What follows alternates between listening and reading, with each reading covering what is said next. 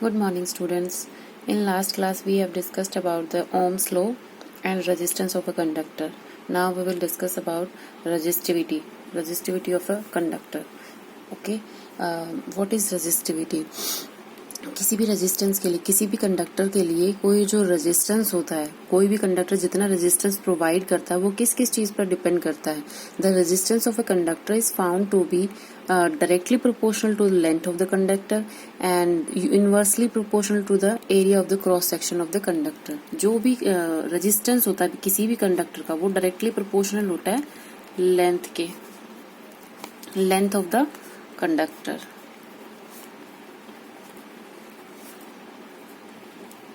ठीक है. And R is inversely proportional to the area of the cross section. ठीक है. ए क्या है यहाँ पे? Area of the cross section of the conductor. ठीक है. इन दोनों के कॉम्बिनेशन से जो रिलेशन बनता है वो बनता है L/A. अगर हम इसका कांस्टेंट हटाते हैं तो ये एक कांस्टेंट के इक्वल होता है जो कि हमारी होती है रेजिस्टिविटी. इसी को हम बोलते हैं रेजिस्टिविटी ऑफ द कंडक्टर. ठीक है. ये हमारी इक्वेशन आ गई है फर्स्ट. इसमें रो क्या है? रेजिस्टिविटी. ठीक है. तो इसको बोलते हैं कांस्टेंट ऑफ प्रोपोर्शनलिटी है ये, जो कि हम इसको बोलते हैं रेजिस्टिविटी. इसको स्पेसिफिक रेजिस्टेंस भी बोलते हैं. रेजिस्टिविटी को क्या बोलते हैं हम? Specific resistance. ओके. अगर हमें इसे स्पेसिफिक रेजिस्टेंस की रो की वैल्यूज देनी हो, अगर डिफाइन करना हो रो की यूनिट को, तो किस तरीके से डिफाइन करेंगे? मान लिया हमने क्या है कि लेंथ हमारी 1 मीटर है, एरिया हमारा कितना है? 1 मीटर स्क्वायर. ठीक है. तो इस इक्वेशन से हमारी इक्वेशन जो फर्स्ट है वो क्या देगी? R इक्वल्स टू रो. ठीक है. इस तरीके से हम डिफाइन कर पाएंगे कि स्पेसिफिक रेजिस्टेंस, रेजिस्टिविटी और specific resistance of the material of a conductor may be defined as the resistance of the conductor of unit length and unit area of cross section. ठीक है.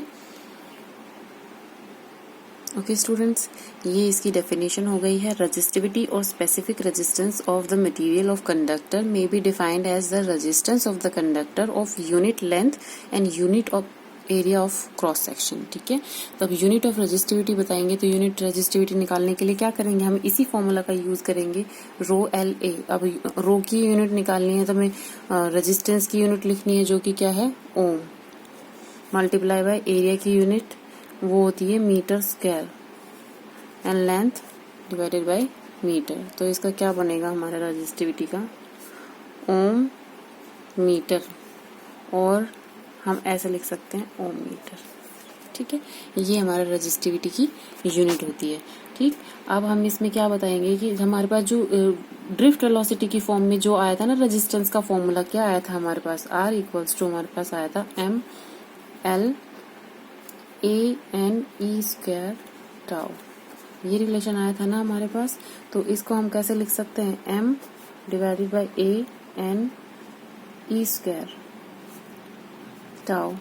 सॉरी, जो L है इस L को और इसको अलग कर लेते हैं. जो हमारे पास फॉर्मूला वो जाएगा किसका? NE square tau L divided by A. तो ये वाली टर्म किस में है? ये रेजिस्टेंस के फॉर्मूला में क्या है? ये वाला कांस्टेंट किसके इक्वल है? रेजिस्टिविटी के.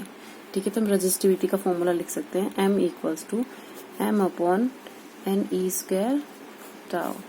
ठीक है. जैसे कि मैंने आपको पहले बताया है कि ये वाली यूनिट फॉर्मूला बेस्ड है, इसमें सारे फॉर्मूलाज हैं. अगर आप याद कर सको तो बहुत ही अच्छा है. अदरवाइज अगर याद नहीं रहता है तो आपको फर्स्ट जो इक्वेशन है जो ड्रिफ्ट वेलोसिटी के, बस वो फॉर्मूला याद करना है और उसी के बिहाफ पे आप सारे डिराइव कर सकते हो और उनका यूज भी कर सकते हैं. ठीक है.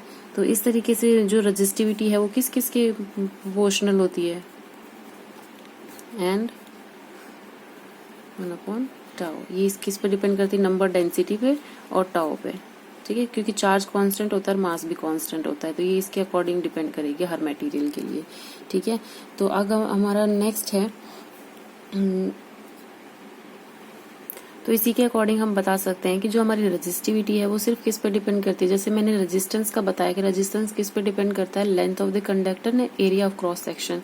तो यहाँ हमारे पास जो फॉर्मूला है इसके अकॉर्डिंग सिर्फ ये नंबर डेंसिटी पर डिपेंड करता है और टॉ पर, जो कि to completely material to material differentiate होता है।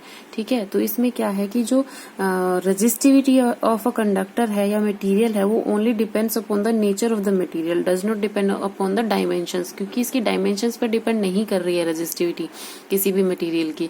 तो इस पे ये डिपेंडेंस जीरो होती है, डायमेंशंस पे डिपेंडेंस रेजिस्टिविटी की जीरो होती है। ठीक है, इसके बाद आता है हमारा करंट डेंसिटी।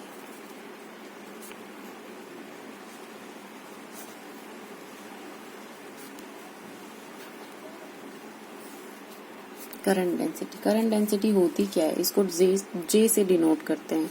ठीक है, current density may be defined as the amount of current flowing per unit area. Current density, कोई भी डेंसिटी हम बताते हैं तो वो किस में बताते हैं कि जैसे कि मैंने नंबर डेंसिटी बताया था, इलेक्ट्रॉन नंबर डेंसिटी, तो वो नंबर डेंसिटी के number of electrons flowing, number of electrons per unit area. ठीक है, तो इसमें भी क्या है, करंट डेंसिटी क्या है कि current density may be defined as the current flowing per unit area. तो J इक्वल्स टू क्या होगा, total current divided by area of the cross section of the conductor. ठीक है, इसमें क्या है कि ये जो करंट डेंसिटी है वो वेक्टर क्वांटिटी होती है और इसकी डायरेक्शन जो होती है पॉजिटिव, जो चार्ज जो मूव कर रहे होते हैं मतलब करंट की डायरेक्शन में ही होती है। पॉजिटिव चार्ज जिस तरफ मूव करते हैं, पॉजिटिव टू नेगेटिव करते हैं, तो वो वाले मोमेंट ही इसके डायरेक्शन को देते हैं, जे की डायरेक्शन को, करंट डेंसिटी की डायरेक्शन को। और करंट डेंसिटी की डायरेक्शन में हम लिखना चाहें कि जे की ड्रिफ्ट वेलोसिटी की फॉर्म में अगर लिखना चाहेंगे तो आई हमारे पास क्या होता है, ANEVD, ये हमारे पास फॉर्मूला था। तो इससे हम करंट डेंसिटी क्या लिख पाएंगे, NEAVD डिवाइडेड बाय A, जो कि J को क्या प्रोवाइड करेगी, NEVD।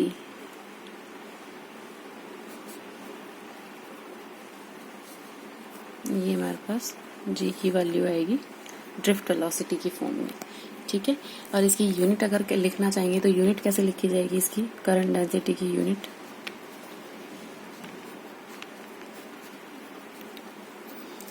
I बाई A है, तो ये क्या होगा, एम्पियर, और ये कितना होता है, मीटर स्क्वायर, तो ये लिखा जाएगा एम्पियर मीटर स्क्वायर पर मीटर स्क्वायर। ठीक है, या फिर हम इसको इस फॉर्म में भी लिख सकते हैं। ओके स्टूडेंट्स, ये दो चीज़ें पढ़ी हैं हमने आज के रिलेशन में। फर्स्ट है हमारा रेजिस्टिविटी कैसे निकालते हैं या फिर इसका फॉर्मूला कैसे होता है, इसकी डिपेंडेंस कैसे कैसे होती है, सिर्फ ये पता होना चाहिए और यूनिट्स पता होनी चाहिए आपको कि किस यूनिट किस की कौन कौन सी यूनिट है। ठीक है, करंट डेंसिटी क्या होती है, जो करंट फ्लोइंग होता है पर यूनिट एरिया उसको बोलते हैं करंट डेंसिटी। और करंट डेंसिटी की एक पर्टिकुलर डायरेक्शन होती है, जिस डायरेक्शन में पॉजिटिव चार्ज फ्लो कर रहे होते हैं उसी डायरेक्शन में करंट डेंसिटी की डायरेक्शन होती है। ठीक है, तो अब करंट डेंसिटी को हमने वेलोसिटी की टर्म में लिखा है, ड्रिफ्ट वेलोसिटी की टर्म में। ये वाला फॉर्मूला इंपॉर्टेंट है, ये वाला फॉर्मूला भी इंपॉर्टेंट है। मतलब अगर आपको याद ना रहे कि एग्जैक्टली ड्रिफ्ट वेलोसिटी की फॉर्म में कैसे है इसका फॉर्मूला, तो आप करंट का भी याद होगा तो भी आप निकाल सकते हो। ठीक है, तो इस तरीके से आपकी ये वाली करंट डेंसिटी का फॉर्मूला निकलता है। ये इंपॉर्टेंट फॉर्मूला है just for numericals. Okay students, in next lecture we will discuss about the conductance, electrical conductivity.